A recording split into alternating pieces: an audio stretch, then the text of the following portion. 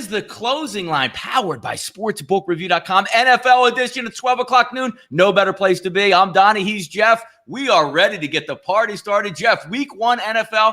We waited a long time for this, man. Yeah, I'm happy to be back, Donnie. Really looking forward to week one in the NFL. It's good to be back with you.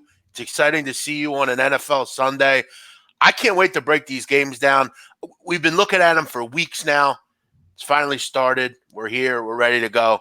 Happy to be with you, Donnie. No, we're going to have a good time today. Obviously, getting the retweets out there, the links that have been popping up all morning. We've been preparing for the show for quite a while, and it's nice to be back in the fold. Jeff's back here with sportsbookreview.com for the show today, and we are going to let it rip all the way through 13 games, all the way down the list, Jeff, and we'll get it started right away with 1 o'clock. Look, we know the fans that we are here in the Northeast, but obviously getting through the rotation, getting some numbers to pick on. Let's have some fun. 453, 454, Jeff, right off the shoot. Atlanta and Minnesota. Obviously, we know the quarterback's in play here. We know the team's in play. Now, it looks like we had some of the rotations come out today. You see a healthy Diggs will be in this football game. Jeff, wide receivers are lined up. No question on who's playing. We're not getting a star wide receiver on Atlanta sitting out this football game because he's not getting his extension. Everybody's lined up to play. Early predictions, early thoughts on this, Jeff, as we bounce this around. Atlanta and Minnesota, what are you looking at here?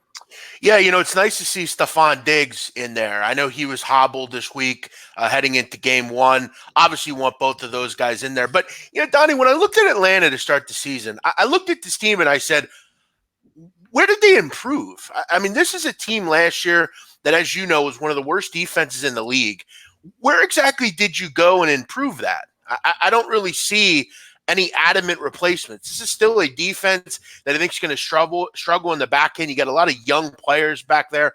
And I know Deion Jones is healthy. I remember at times last year he was in and out, and he definitely stabilizes a decent linebacking core. But this is still a team that I think has question marks on who rushes the quarterback, who defends in the secondary. I don't think this defense is going to improve much.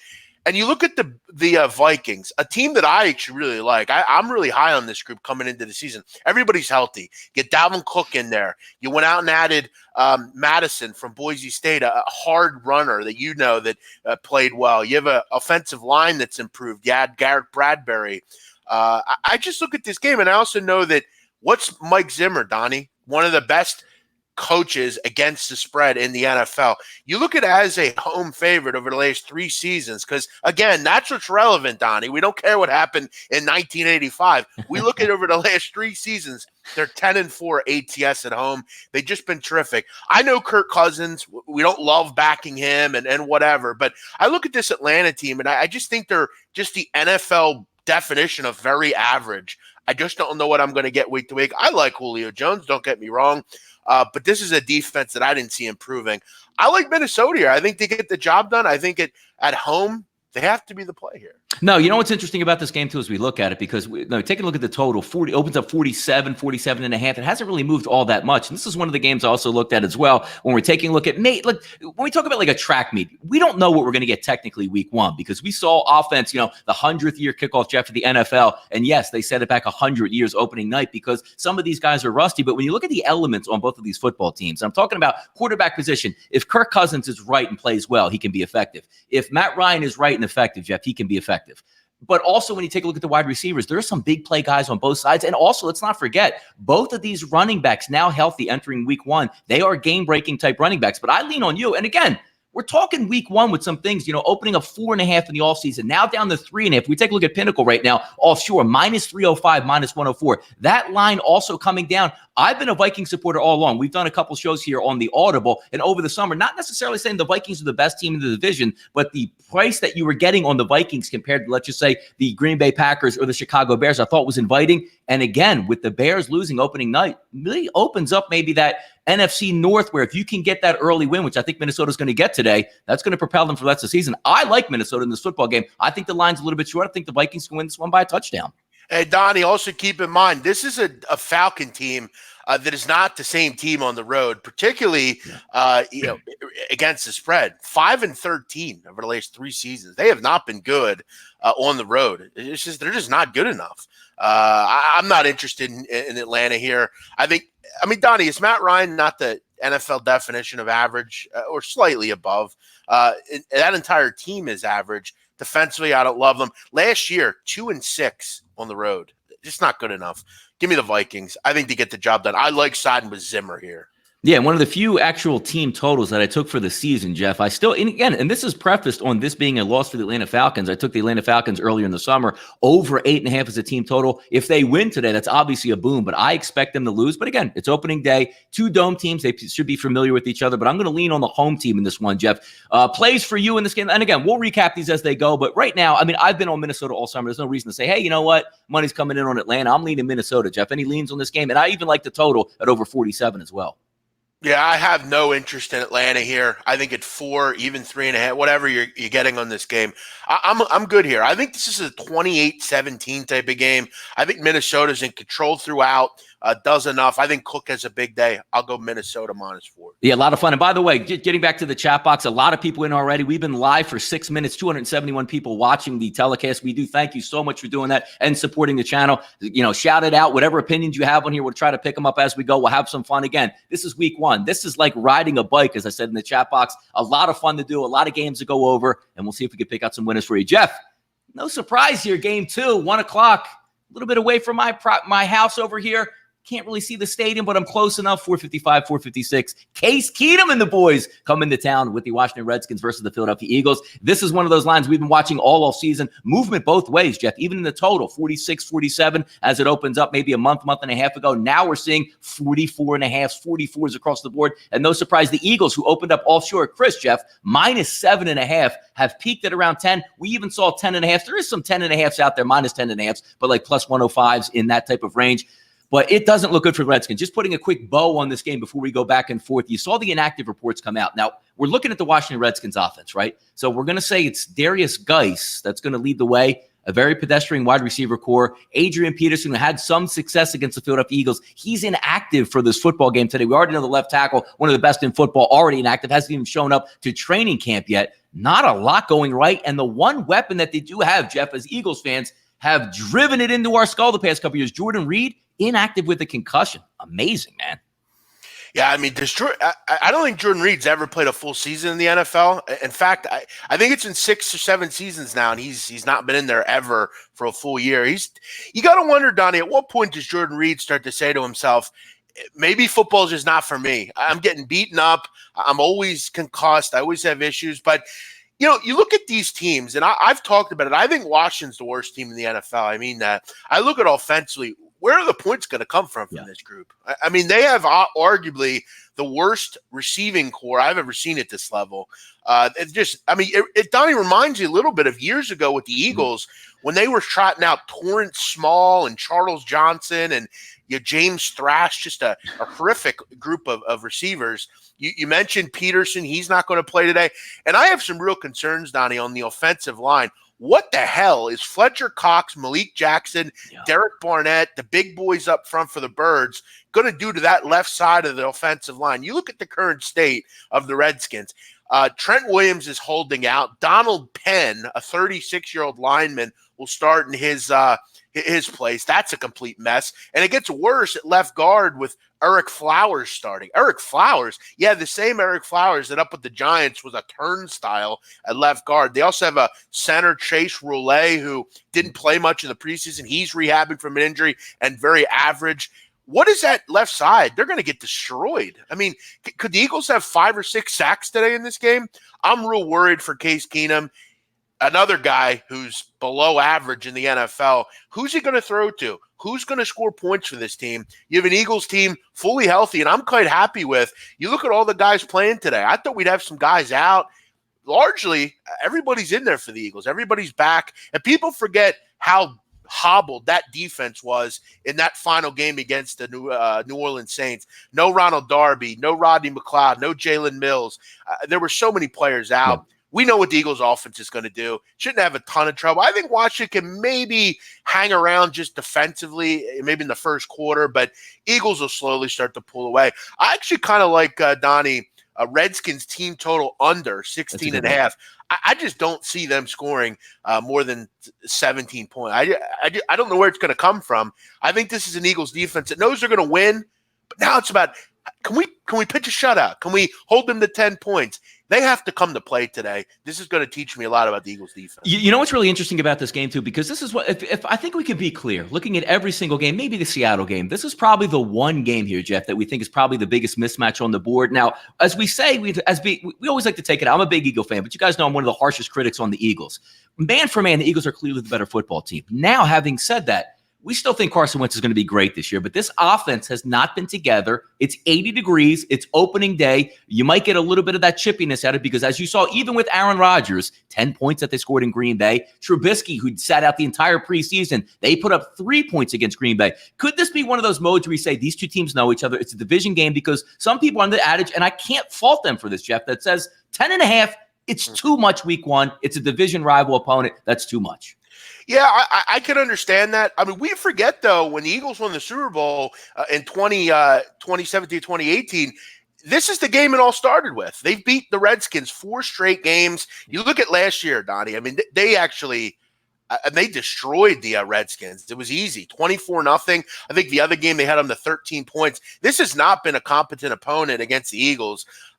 Look, I know I'm not running to the window to lay double digits week one, and generally the highest spread team in week one doesn't fare well historically, but doesn't this just jump out 31-13 here? I don't see the connections here. I think I guess if Carson Wentz throws 3 interceptions and they can't run the football or whatever, but that defense is going to have to play really well for Washington for them to sniff hanging around in this game. I don't see it. No, I agree with you in that. And I'm not trying to overlook it, but I mean, 10 points is a lot in the NFL, but just man for man, because I think you're right with the team total approach for the Washington Redskins. What do we actually look at from the Redskins offense today? Maybe if they have Jordan Reed. Hey, Jordan Reed's always been a thorn in the side of the Philadelphia Eagles defense. He's not there. Adrian Peterson, was it last year? Would they have one of those 60 or 70-yard runs or even longer against the Philadelphia Eagles? Now you're going to say, all right, it's going to be on Darius Geis, who, yes, is a very talented runner, but this will be his first NFL game, and Case Keenum is the quarterback with a shoddy offensive line and not a ton of weapons. So if we're just looking over conjecture and saying the Washington Redskins are my play because it's 10, we're going to see what happens here. But I think not really playing the game, but for me, Jeff, it's going to be the Philadelphia Eagles, and I would lean on the under. Even though it's at 44.5, that's crazy. I think the Eagles will control the tempo of this football game. I think the Eagles will still be a little bit rusty on offense, and the Redskins still have a decent defense, Jeff. I will be looking under here in the Philadelphia Eagles. How about you? Yeah, I wouldn't go against you there. I'm going to just look more along the lines of the Redskins team total under. I think they have a lot of trouble in this game. My concern is the Eagles just show out and really get going. We saw in that Super Bowl run where they were just destroying teams. They're putting up 35 a game and just rolling. I'm not in love with NFL totals. I don't run to back them, but I like the team total under here a little bit more. That would be, if I had to play this game, that's where I would go.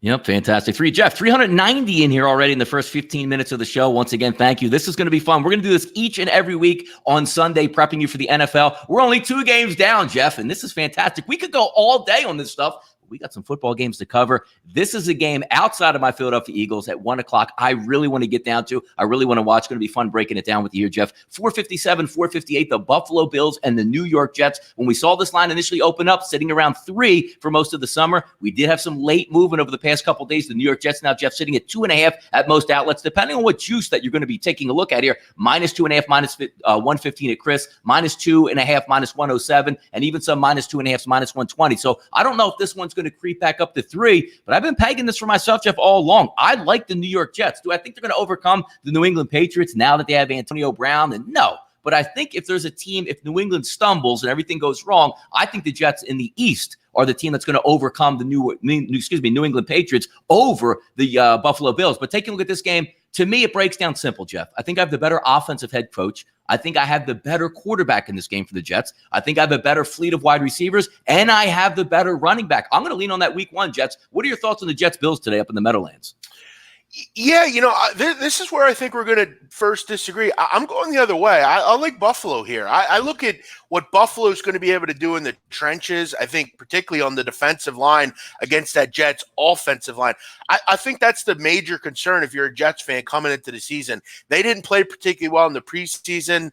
They're not a team that's real strong up front. And you look at some of those big boys for the Bills. I mean, Donnie, this defensive line and this defense in general, pretty undervalued. This is a good group. I mean, you have pass rushers, you have big boys all over the place. And don't forget they added Ed Oliver, who if you've read anything about Ed Oliver, he's talked about he's got a chip on his shoulder. He felt like he was a bit disrespected in the NFL draft. I don't really see it, but this is a guy, though, that's talented. He's going to be able to get the job done. This is a group that's really good. We know they're good in the back end. I think for Sam Darnold, he obviously getting to him is important. He was not good under pressure, as most quarterbacks aren't, but he was particularly poor when the pocket's collapsing. He has to kind of decide quickly. I'm concerned about the Jets up front. I know Robbie Anderson, I believe he's active for today, but yes, he's a little hobbled as well. And it'll be interesting to see how they fit Levy and Bell in here. We remember with this offense, was it particularly good last year? How do they distribute all the touches? You talked about the receiving cores, and you like the Jets a bit more. Yeah. I can't agree with you there. I like the fact that they added Cole Beasley. I think that's really going to help a guy like Josh Allen, a guy that if you remember out at Wyoming when he was there, he had a guy. I'm so good with names, but I forget the name for him. He had a slot receiver that he just loved. I think he's that type of player for the Bills. I think it'll open up Zay Jones and John Brown, who they added as well. I'm not going to be betting this game. I'm not running to do it, but I'm not really keen on the Jets right now. I think a lot of the things Buffalo can do outweigh what I think the Jets can do. I think most of the units, I take Buffalo over the Jets. I'm going to lean taking the points here. I think the Buffalo Bills win a close game. I think they also in the special teams angle as well. They have a good place kicker. They have some good weapons on that side of the ball. The Jets have lost some things there, so I'm going to go with the Bills if I had to pick this. But out of all the games, this is the last that I'm going to be betting on. No, you're exactly. Look, this is a really good game to watch because I'm high on the Bills. I think that the trajectory of both of these football teams, Jeff, being with the Jets and the Bills, they're the ones once Tom Brady retires, and we say this every year, once Tom Brady retires, I think they're going to be the ones to get a leg up. So we'll go a little bit of head-to-head action here. I'll be on the New York Jets. You will be on the Buffalo Bills in this game. Now, take a look at the over-under in this game, Jeff. Opens up 38, dips down. Now we're seeing that increase because just a couple days ago doing the Audible and SBR, these numbers were 39 in the 30s, still now creeping up higher. I agree with it. You're getting nice weather. I think we're going to see some points right out of the gate with both of these two ball clubs here. And I think it should be a lot of fun. And by the way, you see Seth Hagen in there, one of the hardest working guys in the industry behind the scenes. He's asking, are you in the Pick Six contest? It's free. And the best part about it, Jeff, I'm already 0-1. So you guys can come after me and take me down, certainly, because I'll be picking each and every game in the NFL. I'll update you on my Pick Six contest plays at the end, but it's a perfect time to get in. It's free money, 50 grand, weekly prizes, and grand prize, as long as you live in the United States. And I believe also Seth can probably update this as well in Canada as well. It means I can win it. Jeff, you can win it. And we'll see what takes place. So let's keep it moving down the list. Now, this game, Jeff, that we're going to talk about here, we're going to talk about a white flag on one of the football teams. We're going to take a look at a football team that's destined to win, even in the preseason. If there's one football team out there, Jeff, that should be ready opening day when it kicks, it's probably going to be the Baltimore Ravens. Taking a look at this game, Baltimore and Miami on the rotation, 459, 460. Opened up, as we know, Jeff, 4s, 3.5s, has ballooned all the way up across the board at -7. Is there no value left here, Jeff, in those Baltimore Ravens? I'm going to be honest. I still would bet them. I know they're the most public bet team all day, and I know there's some big favorites out there. And look, I want to make this clear. I don't run the back spots like this. I'm not interested in really being on board with every guy that just started to bet today because the NFL is starting. But you look at this matchup, I don't really see where the Dolphins have any shot in this game. You look at Donnie last year and Jackson's 8 starts, including the playoffs, they ran the ball over 61% of the time. That's like Army football type of. I mean, again, they're running it a lot of the time, but in the NFL, that's like running it that's amazing that they were able to be so efficient running the football. And look, I know that's going to kind of come to a head, and they're going to have to learn how to throw the ball. But you look at the Dolphins, obviously tanking, obviously rebuilding. I mean, they just lost so many great players from that defense last year. Kiko Alonso, Robert Quinn, Cameron Wake, Akeem Spence. I mean, just up and down that group. I mean, who stops the run here for the Dolphins? Who gets up there and says, you know what, I'm going to take the bull by the horns and make a play here? This is a Ravens offensive line that's up there, Donnie, is one of the best in the league. Ronnie Stanley, those kind of guys. They have a guy in Mark Ingram who can be your grinder. I like the addition of Justice Hill. I think he's a pace back out of the backfield. He was in that Oklahoma State system under Mike Gundy. You know, he's going to be able to catch the football out of the backfield. I think Lamar Jackson will improve as a passer. And I think if he does, That's dangerous to the rest of the NFL. We know this defense, one of the better in the league. And I mean, at what point do we look at the Dolphins and say, is this the worst team in the NFL? I mean, there are certain parts of this group that are just brutal. I think offensively, they have some real question marks. Who's your quarterback? I just think they have a major problem here against this run. They were not good stopping the run last year. I don't think it's going to improve this year. In fact, I mean, they lost a lot of players. How's it going to improve?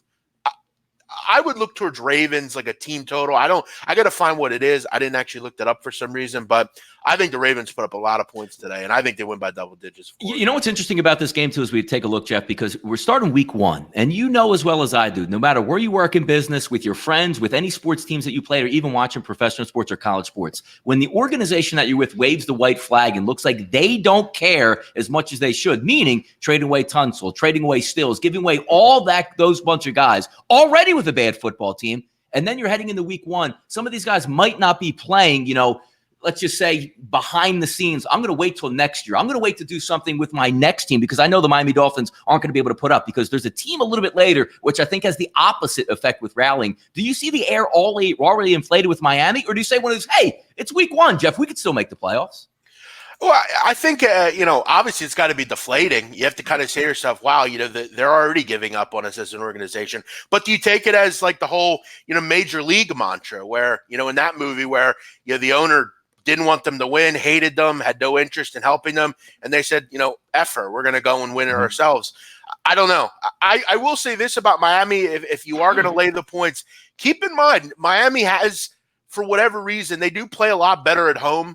This is a team that's been solid against the number in that stadium, covering 9 of 13 games. So they do play better at home, Donnie. Remember some of those games last year? Remember that wild Bears. win they had, against the Bears. So, this is a team that does play better at home. But as you said, I mean, you got rid of a lot of players. You basically said, we're tanking. We have no interest. I mean, how early do you see Josh Allen, Donnie, in this, or not Josh Rosen, in this season? I mean, I know Ryan Fitzpatrick's your starter, but the quarterback situation is messy. You don't have a ton of great skill position players. Yeah, it's going to get ugly for the Dolphins. You look at the last time these two teams played, Donnie. I don't know if you remember this game. Baltimore won 40-0. Don't get me wrong, Donnie. It wouldn't surprise me if it's something similar. I think Baltimore's mean on defense, man. Yeah, you bring up a good point because I think we remembered a team that a little bit overmatched last year, Jeff, that played the Ravens opening day. Didn't work out too well, and they embarrassed the quarterbacks. You're right. We've said it all summer long. Josh Rosen should be the starting quarterback with the Miami Dolphins for the simple reason you got to find out what's going to be up on the plate. Now, looking at the game itself, even though it's -7, I think the value is actually gone in the game. I would still be leaning towards Baltimore in this, and also on the opposite side. How about a total? 40.5 up from 37. Are we expecting points today? Or is this one to say where Baltimore is just going to hang up 35 or 30 points? And let's see if the Dolphins can come from behind and get some points late in the game.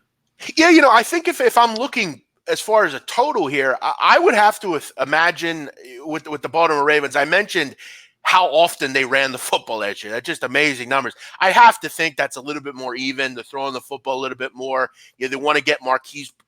Is Marquise Brown active, Donnie? Yes, he is. He is active, yes. Which is nice to see. I think he's going to have an interesting year down in Baltimore. I think him and Lamar Jackson kind of get going as kind of a tandem. I think they put a lot of points on the board. I think they get into the 30s here, Donnie. I'm gonna think it's like, I don't know, 31-13, something like that. I could see that 31-10, just getting up over that number. I think Baltimore puts a lot of points on the board. No, I can see you on that. We're going to move forward to this one, Jeff. Now, this isn't in chronological order, so to speak, on the rotation, but we're going to go from 1 o'clock down to 4 o'clock down to the night games and see if we can hit on some of those maybe Monday Night Football games as well. But getting to this next one, Jeff, this is something that we've worked together quite a bit, and we used to use this a lot in the month of April, Major League Baseball, called false flags. There's one out here that I wish I should have had a white flag up for this one, Jeff, and that's 463, 464 in the rotation. It's Kansas City. It's Jacksonville. Just take a look at some of the offshore markets here, Jeff, through SBRodds.com. 72% lined up ticket-wise on the Kansas City Chiefs for this football game. Opens up at 5 offshore a couple months ago, 4.5 depending on where you're shopping at. Now I'm looking directly at SBRodds.com, Jeff. We got 3.5s across the board with a Kansas City team on offense loaded for bear and a ton of question marks on Jacksonville. Now, if you want to say the same thing I always say, the hardest 2 weeks in football for me to try to prognosticate are weeks 1 and week 2 because we don't know what we're going to get. You got hot conditions, 90 degrees plus, humidity down in Jacksonville. But you also have the Jacksonville Jaguars with a brand new quarterback in Nick Foles suffering from some abdominal injury pain heading into this. A couple of tackles aren't going to be playing defensively and offensively for the Jacksonville Jaguars. Jeff, this is one of the games I look at, which is why I take a look at the first week of NFL season and go, man, some things don't make sense. Talk to me about this line right here with the Jags. Yeah, look, I'll come right out and say it. If you're going to ask me for a free play of the day on this show, it's going to be the Jaguars. It's that simple. Listen, I'm going to – I've said it all offseason, and I'm going to say it again. The Kansas City Chiefs are not going to make the playoffs. Mark my words. This is and I know you're going to think, wow, you're nuts. I'm not nuts. This is not going to be a quarterback that's going to throw 50 touchdowns. He's not going to throw for over 5,000 yards. This is a defense last year that fucking sucked. It's that simple, okay? You lose Justin Houston. You lose some real players on that defense. And I know you brought some in as well. But you're not going to make a leap and give up 19 points a game as opposed to 30. I don't care about long season projections. I'm looking at this game, though, and I look at the Jaguars, who I'm really high on. I think they have the opportunity to get back to the AFC title game. I think that they're going to be that good. One thing they've lacked, Donnie, is a quarterback. Blake Bortles sucked. There's a reason Blake Bortles isn't on an NFL. I don't believe he's on an NFL team. He's on an NFL roster, but he is no longer a starter. Yeah, but he's not a starter. It's pretty evident why he's not a starter because he's no good. Shahid Khan finally got in his head and said, you know what? Maybe this guy's not good enough. I'm going to go out and get a real quarterback. Yeah. And again, I don't know how Nick Foles, he's going to have to go through some lumps full season. But I think in this game, you look at Leonard Fournette. From what I've heard, he is in the best shape of his career. He's lost 20 pounds. He's in a better state. He's ready to go. I think he bounces back in a big way this year. And I think he looks like the back we all thought he'd look like out of college and has a big season. You look at Marquise Lee, he's in for this game. And you look at all of a sudden, Donnie, they have some weapons over there. Marquise Lee, D.D. Westbrook, Chris Conley, who comes over from the Chiefs, a good running back in Fournette, a guy in Raquel Armstead who could be a decent back out of Temple University, an offensive line that should be able to handle business. You bring in a guy like Jawan Taylor, who I thought was one of the better tackles in the NFL draft. You have a defense you know is very good. You brought in Josh Allen. You brought in Quincy Williams. You have players in this defense. You got to get this defense back to just fucking hitting people, Donnie. That's what they did 2 years ago, and nobody could handle this defense. They were terrific, and they got to the AFC title game. I look at the Chiefs. I think they're overvalued. Why is this line going the other way, Donnie? It's very simple. You have a ton of people betting the Chiefs. The line should be going up, not down. And I think you have a viable underdog here. This is a decent team. I think it's going to come to play here. They're at home. Give me the Jacksonville Jaguars plus 3.5. I think they win this game, and the NFL starts talking and saying, uh-oh, they got a quarterback down in Jacksonville. No, you're right. And we've always, this goes back a while, even with Blake Bortles. I remember sitting on the Jacksonville Jaguars in the playoff game versus the Buffalo Bills. And Blake Bortles they used to actually won the football game, but he was struggling to make 5-yard out passes. And I used to think to myself, imagine if this football team had a quarterback with that defense. Now, there is something to be said about the Jacksonville Jaguars last year. They did quit on the season, but when you're early in the season, you have a new quarterback, everything's right and rosy. Because we saw last year, Jeff, in September, I think the Super Bowl champions went down there in September and got their block knocked off early in the season with the New England Patriots. Do we see something like that again? Because they still think they can play. But again, I'm looking at this line. It just seems off to me here. I didn't put this in my pick six contest with the Jaguars or with the Kansas City Chiefs for that specific reason. It's going to be a lot of fun to watch. Real quickly, Jeff, on the total, opened up 52.5. Now we're seeing it in the 40 range, 49s, 49.5 as we're shopping at SBRodds.com. Yeah, you look at you look at that total. Obviously, I think we're going to have to obviously figure that Nick Foles and the Jags. You have John DeFilippo there as your offensive coordinator now. I'd have to imagine they're a lot more run heavy, getting Leonard Fournette involved, and that's an important thing to talk about, Donnie, as well.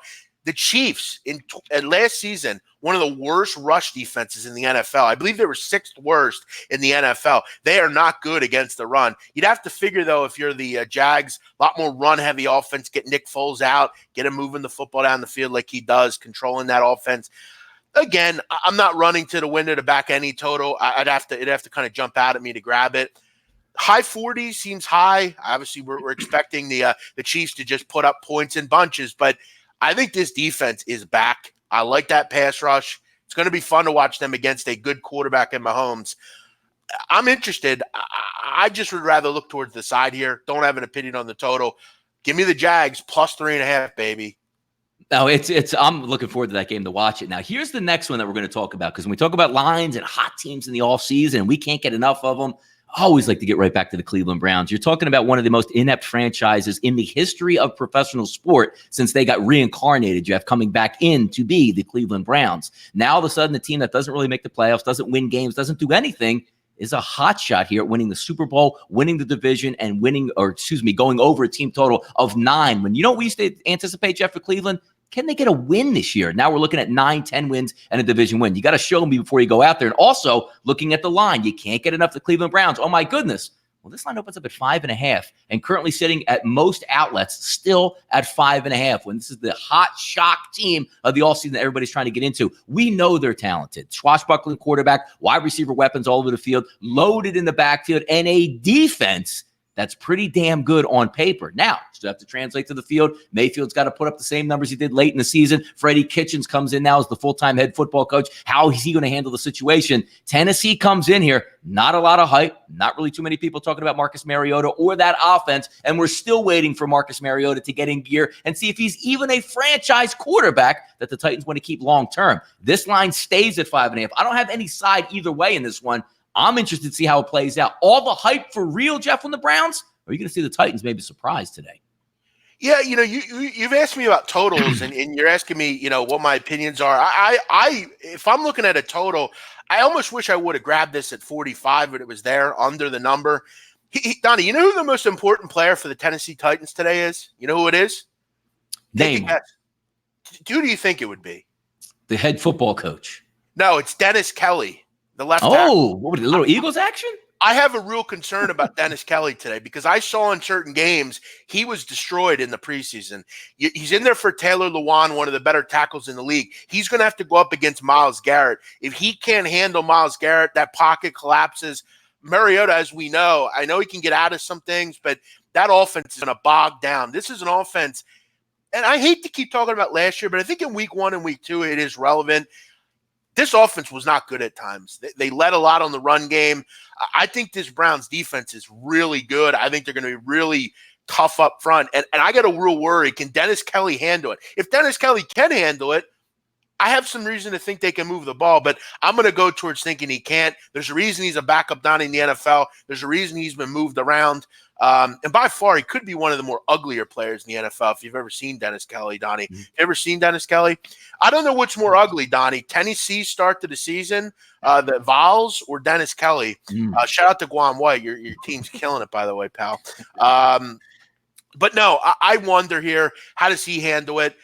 I think the Browns are legitimate, but this Tennessee defense, Donnie, little undervalued, little underappreciated. Logan Ryan, Adoree Jackson, they got some players at that back end. They're an underappreciated defense.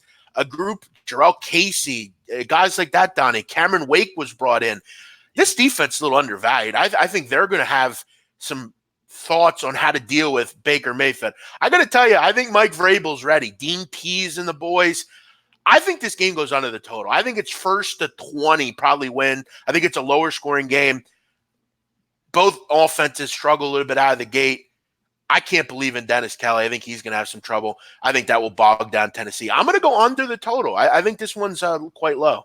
Yeah, opened up, as we said, 45.5, depending where you're looking at. 44 is now across the board as we keep it moving. Another game I'm really interested in here because you're going to get a lot of, what do we see in the offseason? Are these two teams ready to play? And that's going to take place down in Carolina today, Jeff. 467, 468. The Rams heading west to east to play the Carolina Panthers. Taking a look at the lines at SBRodds.com. Opened up 2.5 and 3. Now we're seeing straight across the board 1.5s in the favor of the Los Angeles Rams, obviously coming down. And again, look, We're seeing it across the board. The Carolina Panthers, one of those hot teams you're seeing in the super contest. You're seeing the line move down, and a lot of people on Twitter and obviously in the chat box are backing behind the Carolina Panthers, which again, going to be hot, going to be muggy in Charlotte. I understand that team coming West Coast, 4 o'clock, usually what their start would be, now coming close to playing at 1 o'clock. Here's the interesting part about this game, which I want to see, because trying to cap this game, trying to go back and forth on some things, again, you're going to have to take a little conjecture and say, well, here's what I think is going to happen.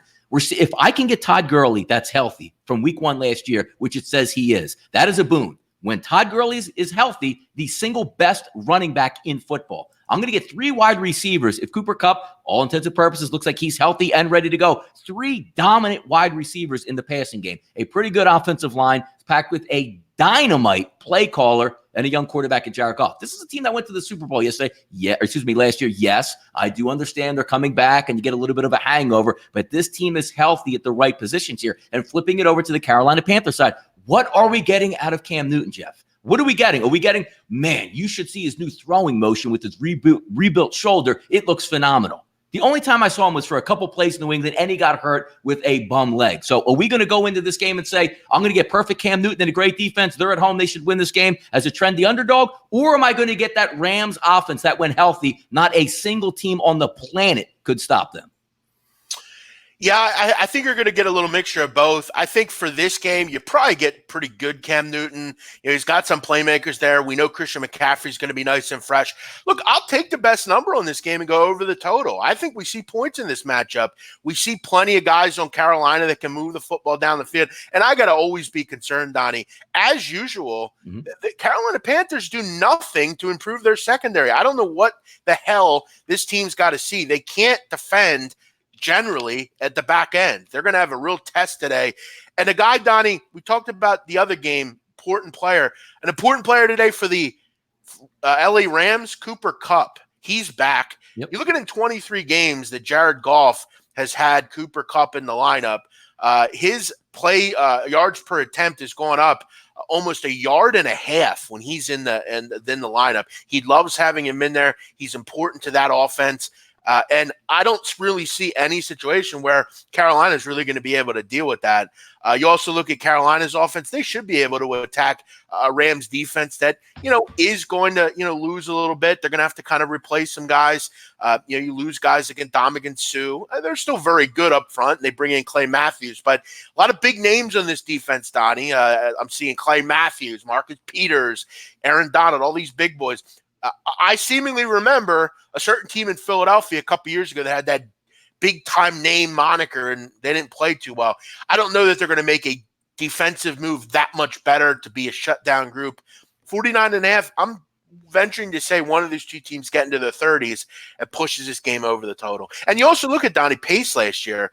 LA was one of the faster teams in the league, so and running plays. So it should be a decent pace to this football game. Yeah, if you're going to get a healthy Todd Gurley, which game are you going to get him healthy in, Jeff? Obviously in week 1. We'll see how monitored as it goes along. But this is one of my favorite games on the card to actually try to pick apart and try to say, what do I think is going to take place? Because if you get that engaged Cam Newton who's ready to roll and opening up the Superman and, pointing for first downs, that's going to be something different. But if they're down in the game and he's like, oh, you know what? My leg's not right. I'm not running. And I don't like this new throwing motion. He could check out pretty quickly. It should be interesting to watch. But in the pick 6 contest, Jeff, I did take the Los Angeles Rams in this game. As for a total, I'm with you as well. I'm thinking more points than not. So obviously would be leaning towards the over in this football game. We'll keep it going to the 4 o'clock games as we make it down. This game to me, the most boring of the week, the game that I'm not really invested all that heavily into. Seattle and Cincinnati, if you take a look at the rotation, 471, 472, opened up 7.5 and 8 in the offseason. Now up just like the Philadelphia Eagles, primarily 10s across the board, 9.5s across the board. I mean, I see some people taking some long shot flyers with Cincinnati. I just don't see it in this game. Jadeveon Clowney will give that extra boost to the defense. And also, we're talking about a healthy Russell Wilson. When he's healthy and can make plays, he's going to be moving that football. I see Seattle big today, Jeff. I just do. Yeah, I can't disagree with you on that. There's just so many things about the Bengals that are poor and bad. And by the way, Don, before we get into my breakdown, I want to thank everyone for watching the show. We got a lot of people in here. Thanks for checking it out. We can't get to all the comments. There's so many nice people that are saying hello, and they're happy to see me back. Yeah, I'm happy to be back with Donnie doing the show, and I thank all of you for checking us out here today on a Sunday. Bengals, really bad. Probably a top 3 worst team in the league. And Donnie, as usual, AJ Green not playing. Knock on wood if you're with me on that one, as he never played. Crazy. You also look at Donnie, the state of this offensive line. Jonah Williams, their draft pick, he's out for the year. Clint Bowling retires. This is a unit that, if they can't handle that pressure up front for a really good by the way, Jadeveon Clowney's on the Seahawks now. If they can't handle that, as usual, Andy Dalton will struggle. You have no one to really throw to. This is an offense that isn't good, and this is a defense that allowed over 28 points a game last year. I asked myself, oh, and by the way, the key word today in this breakdown is by the way, because there's so many things about the Bengals that have changed. I mean, Burfict gone, Jermaine Pratt gone. So many guys from that defense gone from last year. For a defense, gone. Yeah. For a defense that wasn't good as in general. You're going to establish the run if you're Darrell Bevel. That's what they do. They were second in the league in rushing attempts a season ago, and they were very efficient doing so. The one concern I have with the Seattle Seahawks, you talk about a group that doesn't have much from the receiver position. Who's going to step up really outside of Tyler Lockett? Is there another guy out there? Is it DK Metcalf, the physical freak that on, if you take a look at his picture, you think he's the Incredible Hulk. Donnie, you and I both know that doesn't mean very much in the NFL. David Boston. Yeah, come on, man. You can't be Hercules out there and try to run wild. That's why he's already having problems. If you're not a good receiver and you can't do the fundamental things, it really doesn't matter. I saw you've mentioned before David Boston. That's a great example of a guy that you expect a ton out of because he looks real good, but hey, listen, we're not judging a hot body contest here, Donnie. We're judging how good you catch the football and keep your foot in balance and how you run routes. I don't know that DK Metcalf can do that. Show me you can do that. I will say, though, Gary Jennings is an interesting name out of West Virginia. He was in those offenses with, Will Greer and Dana Holgerson. He's a guy that has some speed. He's interesting. Someone's got to step up here, though. There's not a great group here. A lot of unprovenness. You need a guy for Russell Wilson to throw the ball to, but we know that rushing attack's going to do some good things. Yeah, I'm not a big teaser guy, Donnie, but I wouldn't mind getting this down to, under that 7-point number, getting that in something else, maybe the Eagles.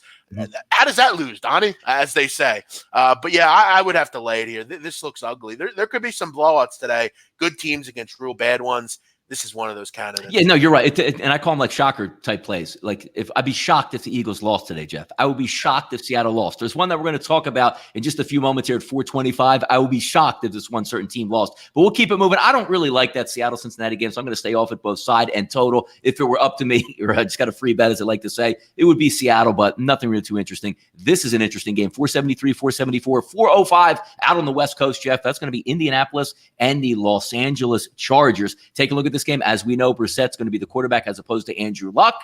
But I got to say, Jeff, like at first glance a couple weeks ago, when we were down in Miami with SBR having a great time, we saw it watching the Miami Hurricanes and the Florida Gators. Oh, my goodness, Andrew Luck is out. This team stinks. They're out of it. Their team total goes from what, like 9 to 6.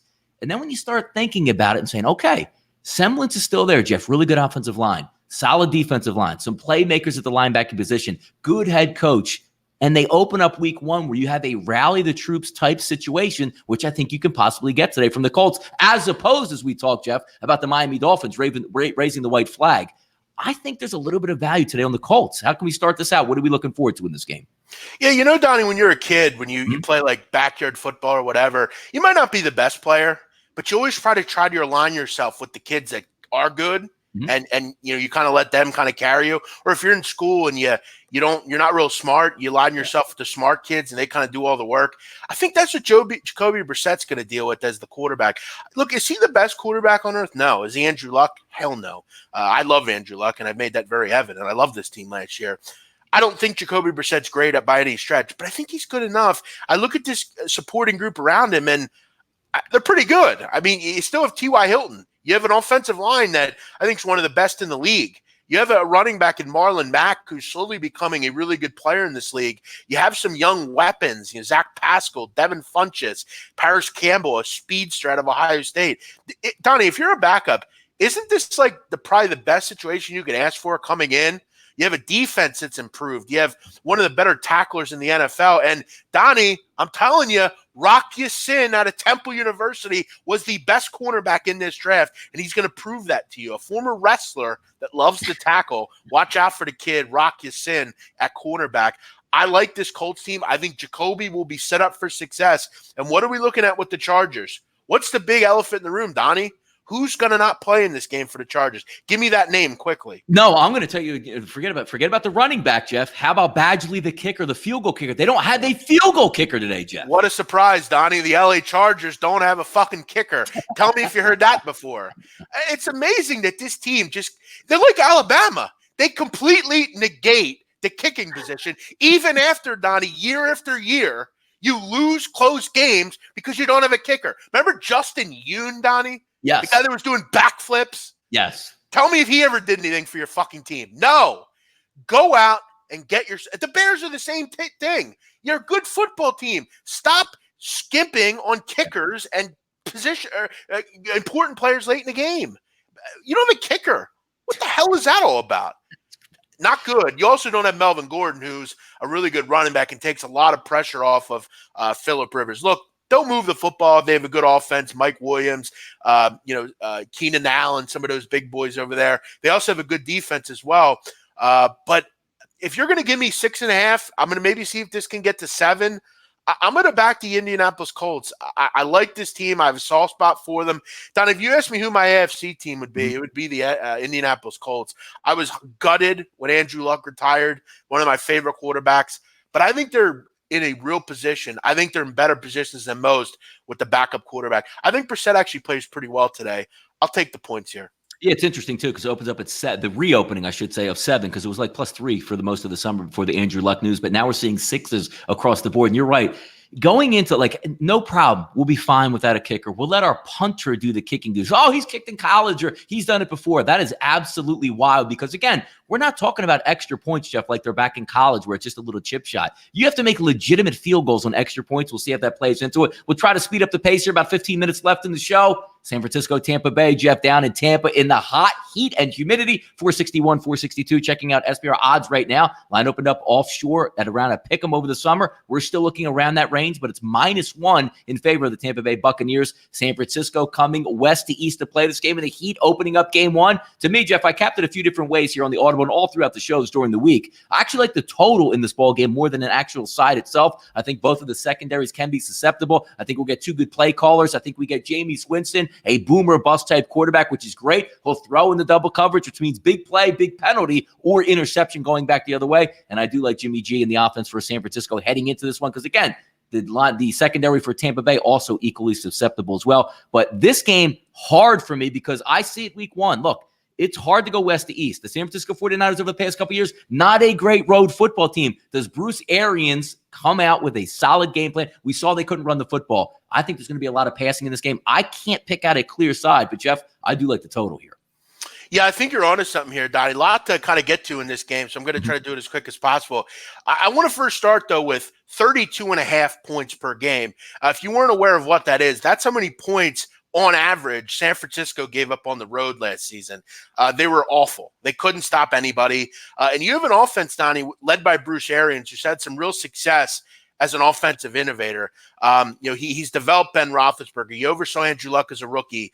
Had some good success with Carson Palmer late in his career. This is a guy that, with the right quarterback and with the right weapons, he can score the football. And you look at this group of wide receivers and tight ends. Mike Evans, go up and get the ball, great receiver. Chris Godwin, I thought, was unstoppable at times in the preseason. He could have a big season. And, obviously O.J. Howard. It's just as long as Jameis Winston doesn't turn the football over. If he cannot do that, this team's going to score plenty of points. I look at the other side, and San Francisco has me a bit worried. I'm going to be interested in what the inactives are for the Niners. You look at a couple of their guys, Jalen Hurd, a couple others are injured, and it'll be questionable if they play or not. Dante Pettis was limited as well. I have some concern, Donnie, about this Tampa Bay defense, and are they really NFL cornerbacks? This is a team that on completion rate of passes of 15 yards or more, so down the field, they were one of the worst in the league last year at stopping those passes. This is a Niners offense that I'd have to figure are going to look to bomb down the field with a guy like Marquise Goodwin. When you can't handle, when you have your back turned, Donnie, that's such a college thing. You ever see when you get a pass interference where you're just screaming at the TV, fucking turn around? Yeah, Gary Williams and Yes. back old Eagle days. Yeah, Like, exactly. turn around. That's how you defend. You got to have ball hawking skills. I don't know if the Tampa Bay defenders have that. This is a defense that was throttled last year at times. I think the pace will be there at this game. I think you're onto something here. The only concern is the Jimmy G we saw in preseason. Does that carry over here? But I want to see that Hurd or at least Pettis is in there, one of those guys to go along with Goodwin. I don't think he can do it all himself. Yeah, Jeff, you got a Godwin and a Goodwin today. Good luck with that game. But it's going to be interesting. Yeah, it's going to be interesting because when you set up on both sides, sort of that capping at the over, like, yeah, they could come out a little bit rusty. But also I like to think, look, Jeff, you're a big man. I'm a slightly, big man.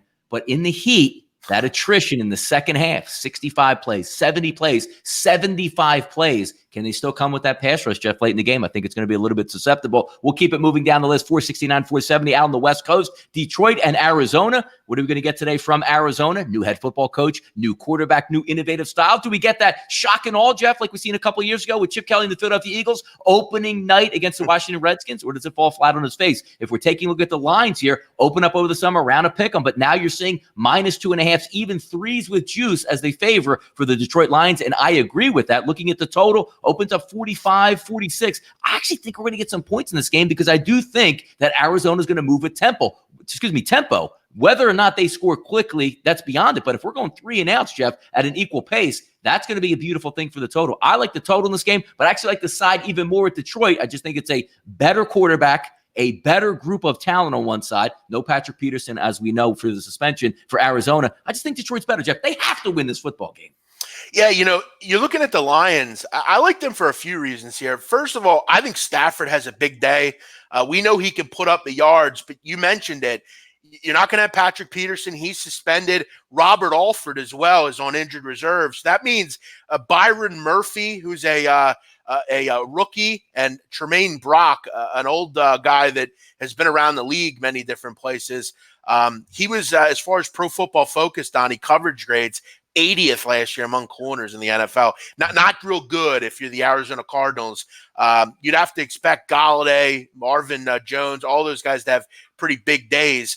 And I have to wonder, I'm not a Kingsbury guy. I've made that very clear. I couldn't stand him at Texas Tech. I just think his offense stinks. It's not going to work in the NFL. It might have some success early on, and it could have some success in this game. But I think Matt Patricia, that defensive mind, he's had all season, off-season, to get ready for Arizona. I think he has a pretty good game plan here. They're actually a pretty underrated defense, Donnie, if we remember. Darius Slay, a couple of those guys. I think they're ready for this game. This could be, Donnie, I'm getting to the point where this has maybe the ability to be one of my more favorite games of the day. I don't believe in Arizona. I'm not going to say I ever believe in Arizona.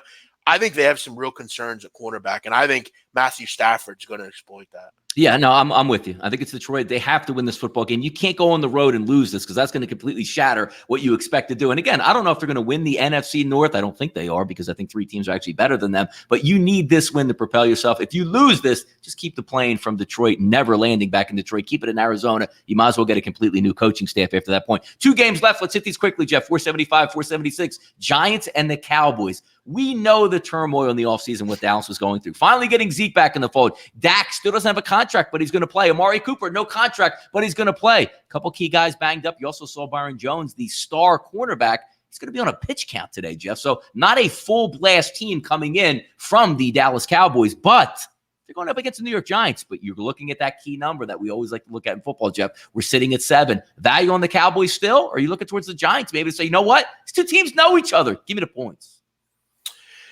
Yeah, here's my issue with the Giants, and I know that you will agree with me here.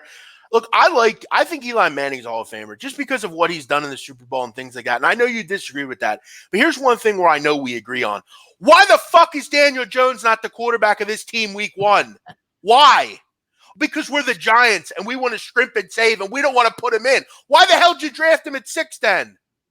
Doesn't make any sense. They're led by complete imbeciles up in New York. This kid should be starting week 1. It's that fucking simple. Instead, though, you're going to go with Eli Manning. Get out of here with that. This is why the Giants are where they are, because they make fucking stupid decisions like this. At any rate, you look at the Cowboys, defensively, very good. Got some skill position players. We know Amari Cooper. Zeke's back. I don't know how many snaps he has today, but he'll be effective. You have an offensive line that's healthy again. Lyle Callen's got an extension. Travis Frederick's back from that weird disease he had. I forget what it was called. But yeah, I'm really down on the Giants. I know that there's some excitement about them. You Saquon Barkley, Evan Engram. You got some guys you're excited about. But remember, you lost Odell Beckham last year. You have a guy in Eli Manning who just makes way too many bad decisions. He's like a guy that just doesn't go away, Donnie. He's a cockblock. He's the girl at the bar where you have a girl you like and the girl just won't leave you alone. Her friend's there. Get out of here. Leave me alone so I can get the business. That's Eli Manning. He's a cockblock. Daniel Jones should be the starter of this team. And going into the season, I have some real concerns about Eli Manning, especially against this defense. This just seems like a 24-13 type of game to me. I think the Dallas does enough to get the cover. Yeah, it's Dallas or nobody for me in this game, and actually would be leaning a little bit towards the under, but I did change to the red zone, Jeff. They do have a countdown. It's at 4:40 or less. The red zone is going to be back in our life, which is sensational. Let's spend 2 minutes real quick here. 477, 478 on the night game. Pittsburgh Steelers, New England Patriots. A little bit of disrespect, Jeff. You don't get the opening day Thursday to raise the banner. You got to wait till Sunday. Now to get Antonio Brown the fold. Won't play tonight, but hopefully he'll be playing by week 2. I have this in my pick 6 contest, Jeff. We don't have really time to go over the entire game, but I am leaning towards New England. I got him at 5.5. I'm going to keep it with that. I just think overall they're the better football team, but it's in Foxborough. You don't make money betting against the Patriots week 1. I'm going to lean on New England here, Jeff, minus the 5.5. Yeah, this is a tough one because if you look at Mike Tomlin in his career, he has been very good as a road underdog. Obviously, this is such a fascinating game because the king of the NFL, Antonio Brown, finally gets put on the right football team, and we're going to see what they can do next week. He won't play in this one, though. Yeah, I still have to look into this game. Doesn't go to 8 o'clock tonight. I'm going to have some looks into this, see what I think here. I like, though, Tomlin as a road underdog. He's been very good. I don't know. I think this game's close. I have a weird feeling. I love Donnie, Pittsburgh's defense. I think they have one of the better linebacking groups in the league. Bud Dupree. Yeah. So strong. Yep. Devin Bush, doesn't he just seem like a Steeler linebacker, Donnie? Yep. Levon Kirkland, hit you. Got the neck pad, just seems like that kind of guy. I want to see where this number goes. I'll have a little video I'll put out later on this game. I'm sure you will as well. You'll give some interest on it. It's too early for me to decide. Need to see where the line goes. I'm going to see where I can get Steelers because we know Pittsburgh or we know New England will be a love of the public. So we'll see. All right. I mean, with this, we've done it all. It's under an hour. We could do this stuff all day, but obviously, there is a kickoff in 2 minutes and 50 seconds in the NFL. Jeff, real quickly here, the pick 6 contest that I have in with SBR today, I am on the New York Jets. I'm on the Rams. I'm on the San Francisco over. I'm on the Detroit Lions and also the New England Patriots. How about you, Jeff? What about today? Yeah, I'm gonna throw 2 out for the guys here on the show. Free picks. I'm gonna go Jaguars plus 3.5, and I'm gonna take the Detroit Lions. I don't know why I didn't look at it. They're an underdog, right? Yeah, they are an underdog. Oh, no, they're a favorite. I'm sorry, 2.5 point favorite. I was looking at the wrong number. Yeah, I'm going to go with the Lions as well. I think they get the job done. I'll go Lions minus 2.5 on the road at Arizona. The time is fast. We had a lot of good times today. Jeff, thank you so much for joining me right here in studio. It was fun with the closing line, and maybe we'll see Jeff around. Jeff, where can we find you around Twitter? I know where to find you. Where are some of these people tuning in be able to find you at here? Yeah, if you're living under a rock, you don't know who I am. I'm the big man on campus. You can find me on Twitter at Jeff Nadu. Don't get disappointed in my tweets. They're my tweets. They're my opinion. We have fun. This is fun, remember, at the end of the day. Donnie, thanks for having me. Looking forward to doing it again. I think this is one of the great shows in the sports betting space. Thanks for having me. Nope. Awesome, man. Thank you for tuning in once again to the Closing Line, powered by SportsbookReview.com. We'll be here each and every Sunday at noon, breaking down the full card, getting you ready for kickoff, which is 1 minute away. Like, retweet the show. Thank you so much for being in the chat box and joining us. We'll do it again next week. Take care. And always check out SportsbookReview.com. Thank you.